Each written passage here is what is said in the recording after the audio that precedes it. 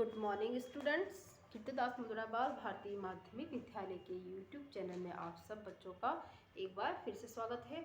आज हम कक्षा 7 विषय हिंदी में पाठ 9 चिड़िया की बच्ची के कहानी से के प्रश्न उत्तर लेंगे। आपने पिछले वीडियो में ये पाठ पूरा पढ़ा है, इसको समझा है, ठीक है। इसमें एक चिड़िया की बच्ची की कहानी है और उसके साथ साथ में सेठ माधवदास की जो बातचीत उन दोनों के बीच में ये उनका इस कहानी में बताया गया है। और यह मेन बताया गया है कि लोग कितने स्वार्थी होते हैं और अपने मतलब के लिए कुछ भी कर सकते हैं। वैसे ही उसने क्या करना चाहा चिड़िया की बच्ची के साथ, तो उसके साथ आज हम उसके प्रश्न तो लेंगे, ठीक है। पहला प्रश्न देखिए, किन बातों से ज्ञात होता है कि माधवदास का जीवन संपन्नता से भरा था, मतलब कि बहुत ही संपन्न था वो। और किन बातों से यह ज्ञात होता है कि वह सुखी नहीं था। वो सुखी भी क्यों नहीं था, उसके पास तो सब कुछ था लेकिन वो फिर भी सुखी नहीं था, क्यों। इन दोनों के बारे में हम अपने विचार व्यक्त करने हैं हमें यहाँ पर, ठीक है। तो इसका उत्तर लिखते हैं हम। माधवदास की बड़ी कोठी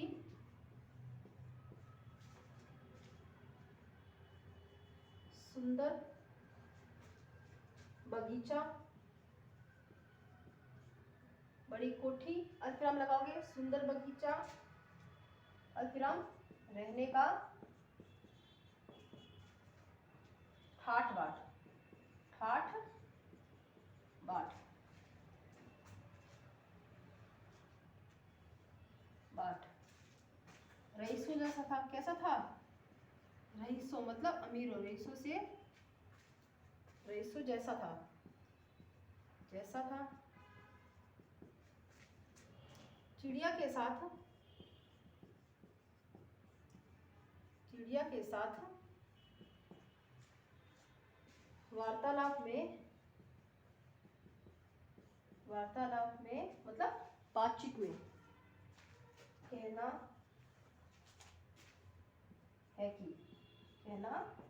है कि तेरा सोने का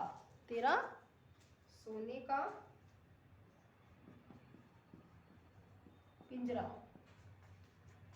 बनवा दूंगा। बनवा कौन कह रहा है, ये सेठ माधवदास चिड़िया को कह रहा है। और इसी की बातों से पता चलता है कि वो बहुत ही संपन्नता से भरा हुआ था। बनवा दूंगा और उसे मालामाल कर देने की बात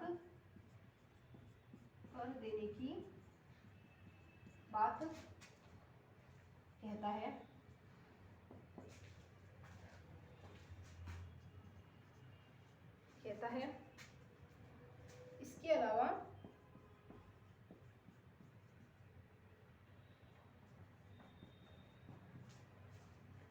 वह स्वयं स्वीकार करता है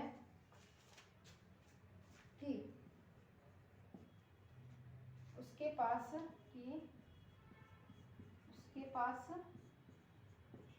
कई कोठियां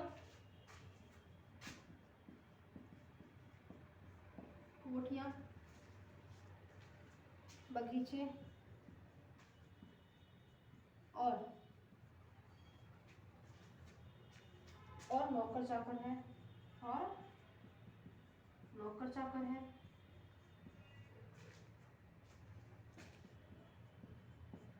इन बातों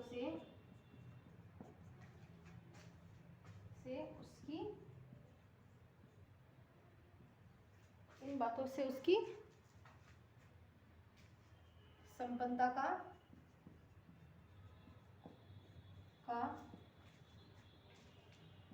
पता चलता है। इसके अलावा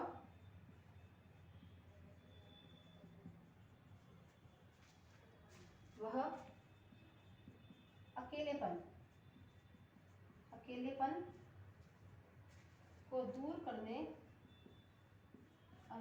को दूर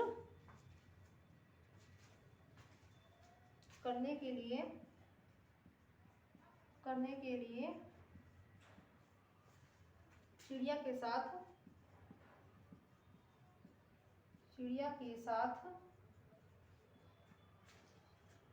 रहने के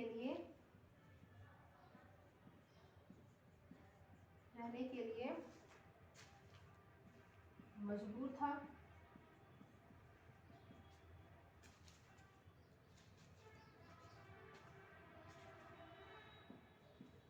यह बात, यहाँ तक एक बार आ रहा है, मैं ऊपर का इरेज करके लिख दूंगी। ओके, पहले एक बार ये देख लीजिए। माधव दास की बड़ी कोठी, सुंदर बगीचा, रहने का ठाट बाट, रईसों जैसा था, जैसे अमीर लोग रहते हैं वैसे था।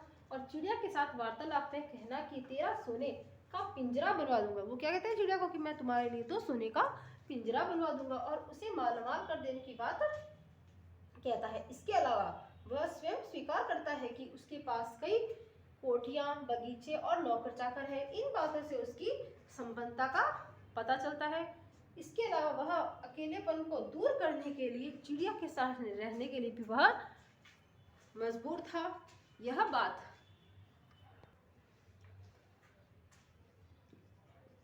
दर्शाता है कि सारी सुविधाओं के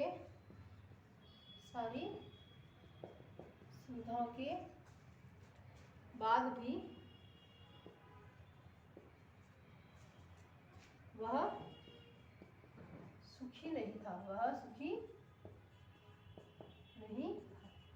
ठीक है, इसके बाद यहाँ से लिखना मजबूर था। यह बात दर्शाता है कि सारी सुविधाओं के बाद भी वह बिल्कुल भी सुखी नहीं रहता था। ठीक है बच्चों, आपको यहाँ तक ये प्रश्न का उत्तर समझ में आ गया होगा।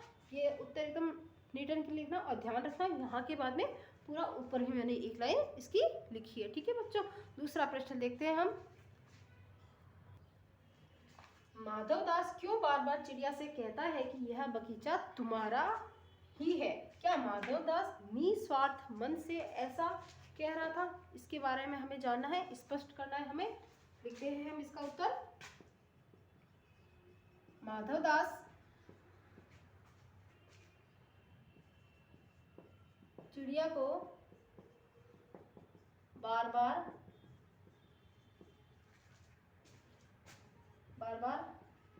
इसलिए कहता है क्योंकि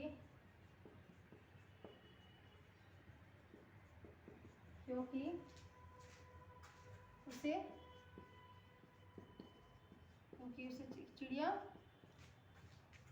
बहुत सुंदर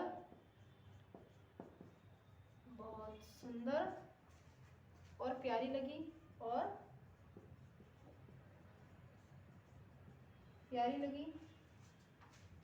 चाहता है कि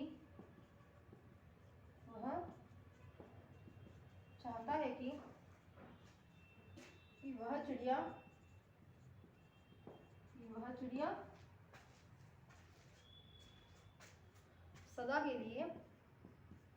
सदा के लिए बगीचे में रह जाए, बगीचे में महल रह जाए। यही कारण है कि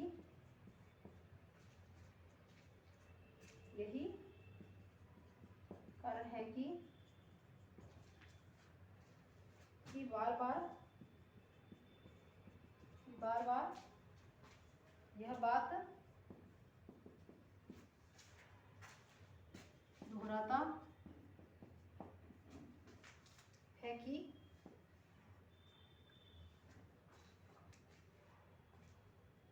बगीचा तुम्हारा है। ठीक है, एक बार तो ये वाला आंसर तो माधव दास क्यों बार बार चिड़िया से कहता है कि ये बगीचा तुम्हारा है, यहाँ तक तो इसका आंसर आता है। इसके बाद में इसने निस्वार्थ मन में ऐसा कहा या कुछ और भावना है इसकी, उसके बारे में हमें जानना है। इसका नेक्स्ट लाइन से लिखेंगे। इसी के अंतर्गत है माधव दास का ऐसा कहना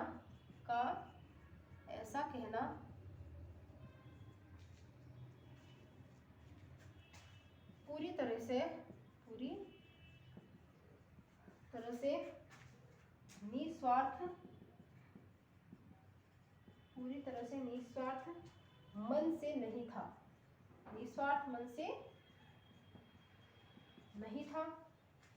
वह चिड़िया के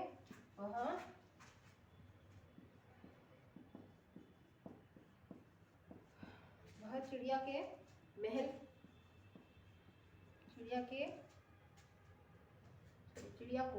चिड़िया को महल में पिंजरे में बंद करके रखना चाहता था,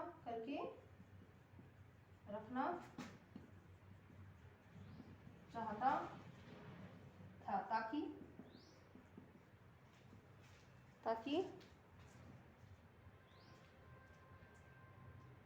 अपनी इच्छा से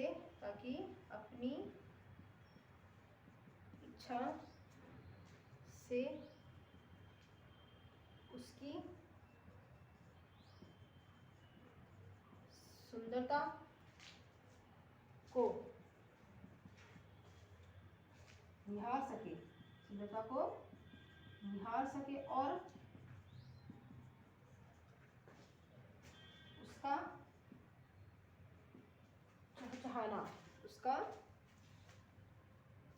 चहचहाना सुन सके। ठीक है, देखिए एक बार वापिस। माधवदास चिड़िया को बार बार इसलिए कहता था क्योंकि वो उसे बहुत ही सुंदर और प्यारी लगी थी, और वह चाहता था कि वह चिड़िया सदा के लिए, मतलब हमेशा के लिए उसके बगीचे में रह जाए। यही कारण है कि वो बार बार ये बात कहता है, दोहराता है कि वो क्या है, ये बगीचा तुम्हारा है। और फिर माधवदास का ऐसा कहना कि पूरी तरह से निस्वार्थ मन से नहीं था, क्योंकि उसके मन में स्वार्थ था। वो निस्वार्थी नहीं था, वो स्वार्थी था। तो उसके मन में निस्वार्थ मन से उसने नहीं कहा था कि तुम यही रहो। वो स्वार्थी था, वो चाहता था कि मैं उसको वहीं रखूं और उसे वहीं हमेशा मैं पूर्ण रूप से निहार सकूं और देख सकूं। वह चिड़िया को महल में पिंजरे में बंद करके रखना चाहता था ताकि अपनी इच्छा से उसकी सुंदरता को वो निहार सके और उसका चहचहाना सुन सके। ठीक है बच्चों, ये 2 नंबर प्रश्न का आंसर है। ठीक है, 3 नंबर का देखते हैं हम आगे।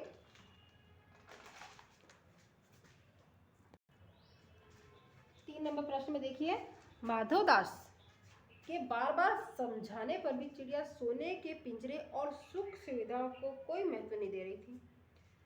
दूसरी तरफ माधवदास की नज़र में चिड़िया की जिद का कोई तुक न रहा। माधवदास और चिड़िया के मनोभाव के अंतर को हमें बताना है। क्या क्या अंतर थे? तो मैंने प्रश्न यहाँ इस तरीके से लिखा, ध्यान रखना, माधवदास और चिड़िया के मनोभाव के अंतर बताइए। हमें इन दोनों के मनोभाव का अंतर बताना है। ठीक है बच्चों, देखिए माधवदास बार बार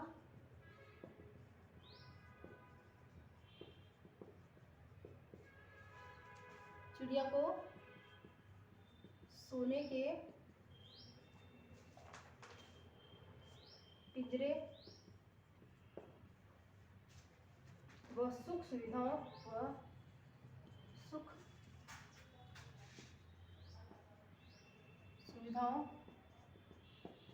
का लालच देता है, लेकिन चिड़िया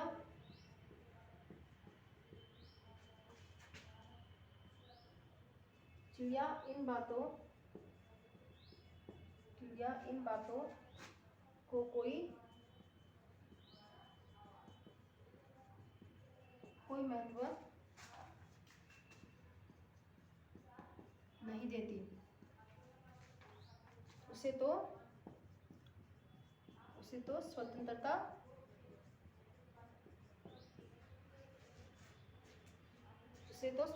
ही पसंद है।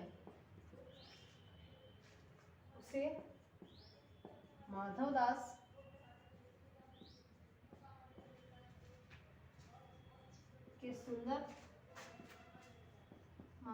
के सुंदर बगीचे में रहना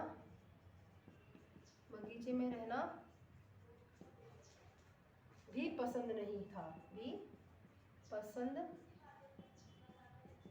नहीं था। वह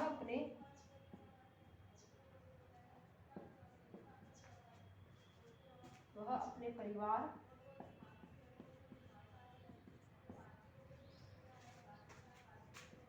से भी अलग नहीं रहना चाहती, वो अपने परिवार से भी अलग नहीं होना चाहती। शाम होते ही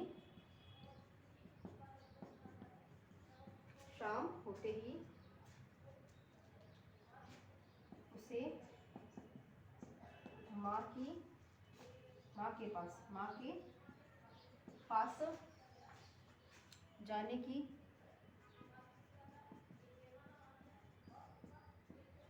जाने की जल्दी होती है। वह तो केवल घूमना ही चाहती है। बंधन में रहना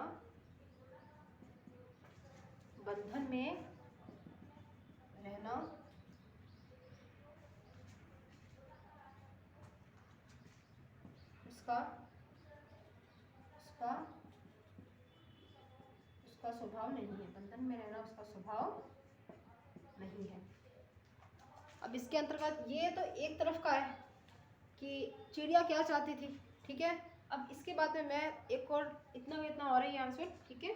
माधव दास की नज़र में बताना है हमें, ये हमने चिड़िया की नज़र में बताया आपको, ठीक है। एक बार इसे पढ़ लीजिए, समझ लीजिए। माधव दास बार बार चिड़िया को सोने के पिंजरे व सुख सुविधाओं का लालच देता है, लेकिन चिड़िया इन सब बातों को कोई भी महत्व नहीं देती है।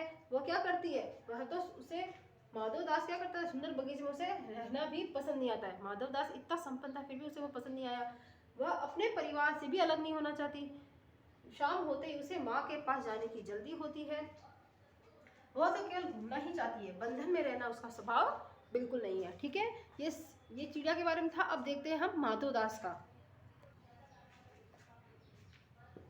दूसरी तरफ उसी के आगे है, ठीक है। दूसरी तरफ माधव दास की नज़र में, माधव दास की नज़र में चिड़िया की जिद का कोई मतलब न था। वे तो केवल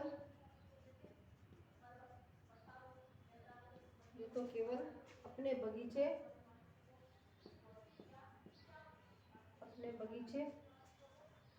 की शोभा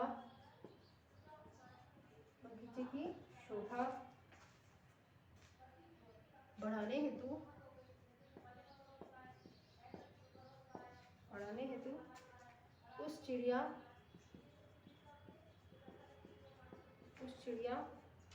को पकड़ना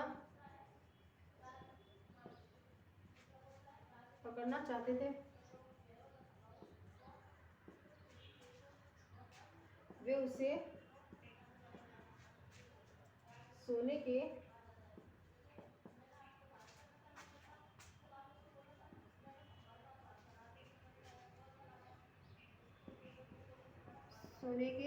पिंजरे व अन्य सामानों का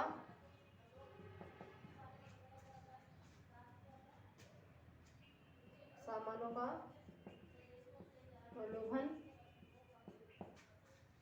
भी देते हैं, लेकिन चिड़िया के लिए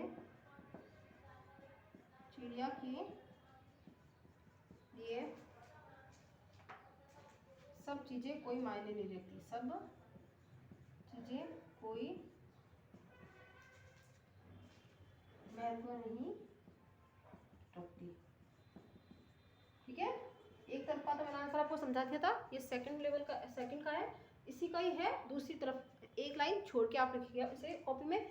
दूसरी तरफ माधव दास की नज़र में चिड़िया की जिद का कोई मतलब नहीं था। वह सोच रहा था कि वो तो सिर्फ जिद कर रही है और वे तो केवल अपने बगीचे की शोभा बढ़ाने हेतु उस चिड़िया को पकड़ना चाहते थे। वे उसे सोने के पिंजरे व अन्य सामानों का प्रलोभन भी दे रहे थे, लेकिन चिड़िया के लिए यह सब चीज़ें बिल्कुल मायने नहीं रखती थी बच्चों। ठीक है, तो ये आज हमने कहानी से के प्रश्न उत्तर किए हैं। नेक्स्ट वीडियो में हम इसके नेक्स्ट क्वेश्चन आंसर लेंगे। ओके बच्चों, और सारा काम अपनी सफाई से करना। Okay okay.